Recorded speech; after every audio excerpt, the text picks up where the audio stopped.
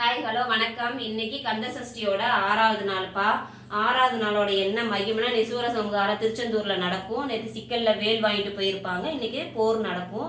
போர் நடக்கிற நாள் 6வது நாள். நமக்கு கந்த சஷ்டியோட 6வது நாள் சரவண பவல. இன்னைக்கு 6வது விளக்கு நம்ம நெய் தீபம் போட்டோம்ப்பா.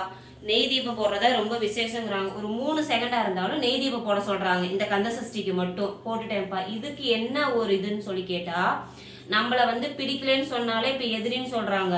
நம்மளுடைய சொந்தக்காரங்களா இருக்கலாம், எவ்வளோ இருக்கும், நிறைய பழகிற இடத்துல, தொழில் பண்ற இடத்துல, எல்லா விஷயத்துலயும் ஒருத்தவங்க நமக்கு பிடிக்காதவங்க நிறைய நமக்கு ஒரு சில விஷயங்கள் செஞ்சு அவங்க செய்யறாங்கன்னு வச்சுக்கோங்களேன். நம்ம முன்னேறக்கூடாது, நம்ம நல்லபடியா வாழக்கூடாது, இந்த குடும்பம் ஒற்றுமையா இருக்கக்கூடாதுன்னு சொல்லி செஞ்சா கூட அதனோட இது நமக்கு தாக்காம இருக்கிறதுக்காக தான்ப்ப இந்த 6வது நாளோடைய மகிமை.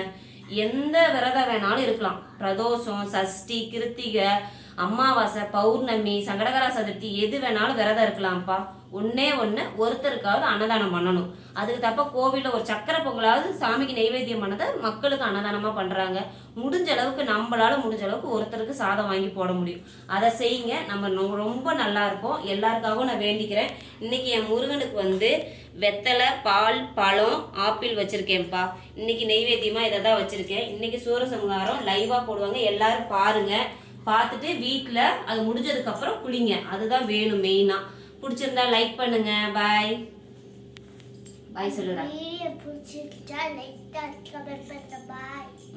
கந்தவேல் முருகனுக்கு, கதிர்வேல் முருகனுக்கு, பால தண்டாயுதபாணிக்கு அரோகரா.